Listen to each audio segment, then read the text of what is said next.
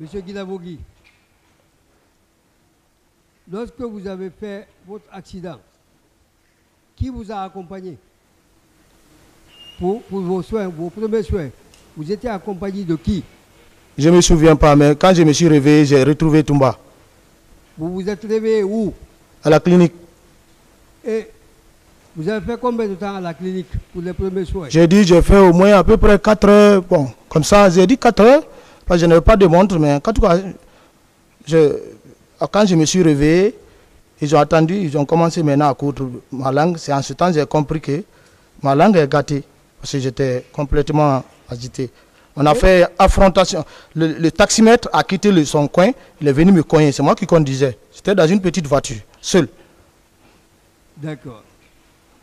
Avez-vous demandé ou vous a-t-on informé sur l'instrument qui a coupé votre langue? Comment vous avez coupé votre langue? Quel est l'instrument qui a coupé votre langue? C'est par accident? Oui, accident. Quel instrument a coupé votre langue? Je ne sais pas. Puisque ce n'est pas la bouche, je veux dire, ce n'était pas les lèvres. Les lèvres n'ont pas du tout été touchées. Il n'y a que la langue. Est-ce que vous pouvez dire à ce tribunal, si c'est quelqu'un qui a voulu que vous laissiez dans le silence, que vous ne parliez pas, que ce soit l'électricien qui a coupé votre langue? Ce que je sais, j'ai fait un accident. Je suis d'accord. Un accident de la circulation. C'est cela? Un accident de circulation. Ce n'est pas quelqu'un qui vous a coupé la langue pour ne pas que vous parlez? Non. D'accord. Et comment votre famille a-t-elle été informée de votre accident?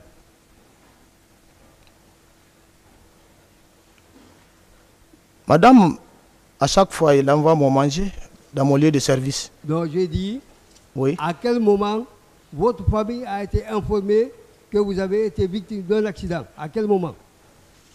Je ne me souviens pas de l'heure, mais quand madame est venue m'envoyer mon manger, c'est en ce temps il a compris que j'ai fait un accident. Le jour où vous avez fait l'accident, vous êtes parti à l'hôpital. 4 heures après, vous retournez à domicile. Qui vous avez trouvé à votre domicile? Pas à mon domicile. J'étais parti dans mon lieu de service. Alors, ça veut dire qu'en ce moment, vous étiez déjà prêt. Vous étiez à même de travailler, c'est cela? Vous quittez l'hôpital. Au lieu de vous rendre à votre domicile, à côté de vos proches, vous retournez au travail, c'est ça? Après l'hôpital, je suis parti au lieu de service. C'est ce que j'ai dit. Vous étiez pour y travailler, c'est cela, non? Pas pour travailler. Pour faire quoi? Parce qu'ils m'ont dit de ne pas faire des mouvements, de ne pas trop être agité, pour ne pas que les gens, il ne faut pas que les gens me dérangent pour le dialogue, donc de rester calme. Ah, vous pensez qu'en restant à votre lieu de travail, vous vous reposez? Oui. Ah. C'est des consignes qui avaient été données pour qu'on ne vous dérange pas?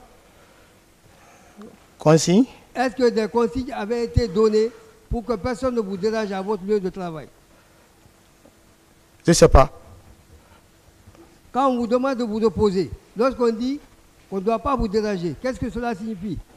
Que vous devez vous reposer, non? Je me repose. Mais c'est ce que je dis. Se reposer mieux à domicile ou à son lieu de travail, s'il vous plaît? Je me repose. À votre travail? Oui, mais on reçoit la personne dans son bureau que si tu as besoin de le recevoir. D'accord. Vous dites que vous étiez alité au moment des événements. Vous le confirmez? Quel événement? Du 28 septembre? J'étais malade. Vous avez dit que vous n'avez pas été au stade. Oui. Parce que vous étiez malade, c'est oui, ça? J'étais malade. Donc si vous n'étiez pas malade, vous seriez parti? Non.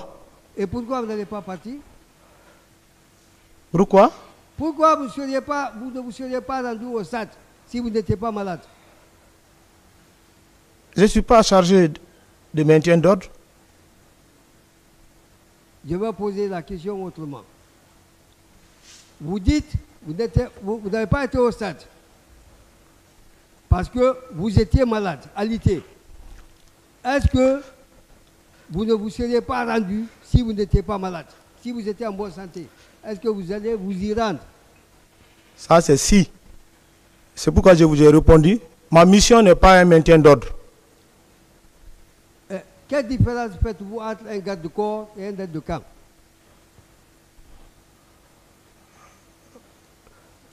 L'aide du camp, c'est un tout du président.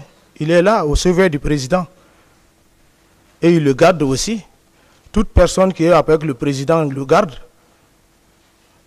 Non.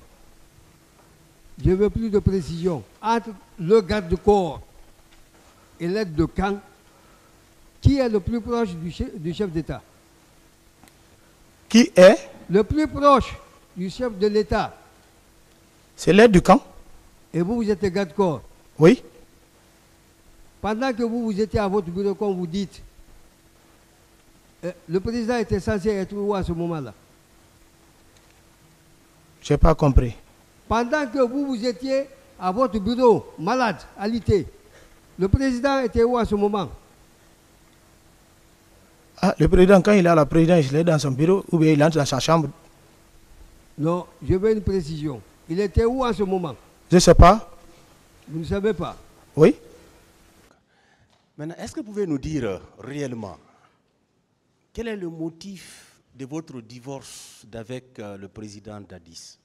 Parce qu'on sent une rupture. Qu'est-ce qui a amené tout ça?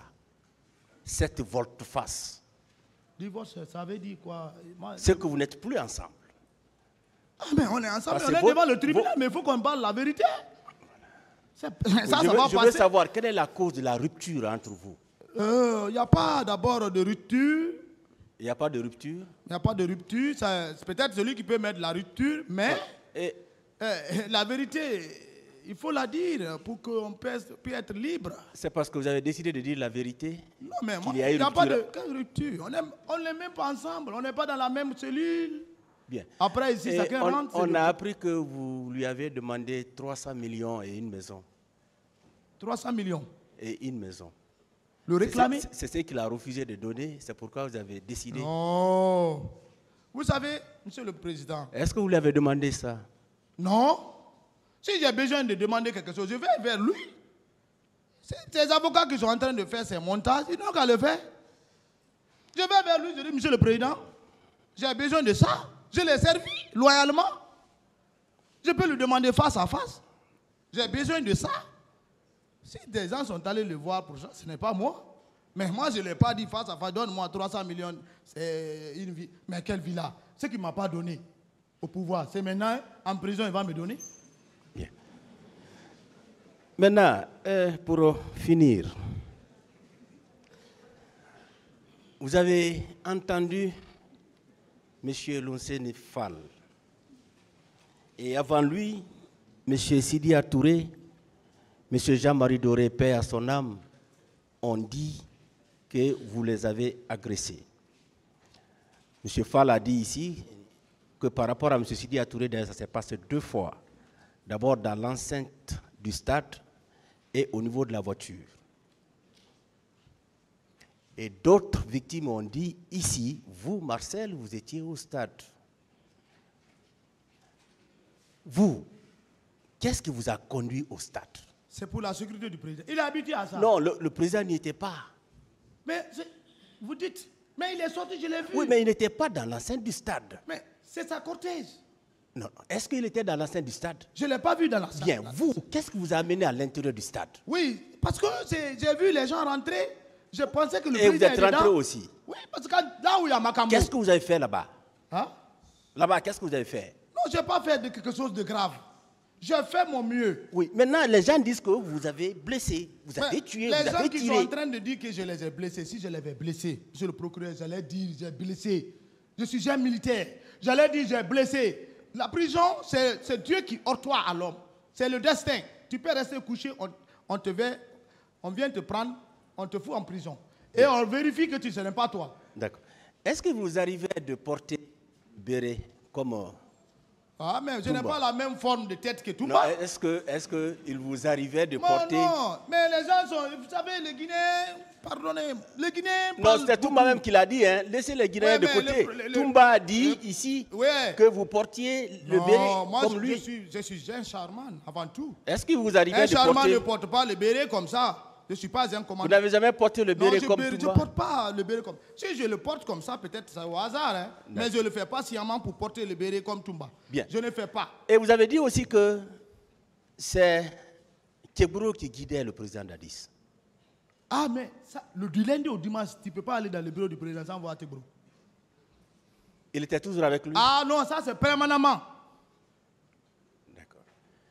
Quelqu'un que tu vois comme ça, même un chef, vous voyez quelqu'un chaque jour à côté de lui, c'est un fumiste. Ça c'est clair. Il était toujours à la présidence? Même toujours. Est-ce que vous pouvez confirmer qu'à son bureau est à côté. à la veille de ces événements, est-ce que vous pouvez confirmer sa présence aux côtés du président Dadis? Lui, il ne peut pas dire qu'il n'était pas avec Dadis. Ça, c'est faux. Merci, Monsieur le Président. Il lundi au dimanche, il est avec lui.